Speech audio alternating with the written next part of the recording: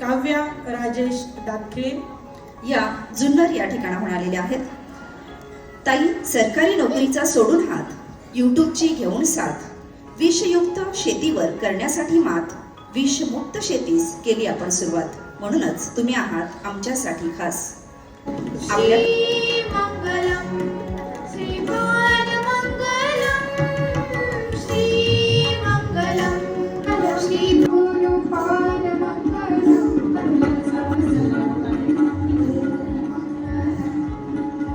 साधारण 1 बेड पासून सुरू झालेला प्रकल्प आज 50 बेड पर्यंत पोहोचलेला आहे आणि बहुतेक मातीसाठी काम करण्याकरता इथे माझे पती आलेले आहेत. त्यांनी खूप चांगली साथ दिली. शासकीय नोकरी असली की त्यातून ट्विट होऊन जर नोकरी व्यवसाय करायचं म्हटलं तर एक खूप मोठी रिस्क लागते आणि त्या रिस्कसाठी बहुतेक मला त्यांची साथ मिळाली आणि त्यामुळेच मी आज इथे उभी आहे.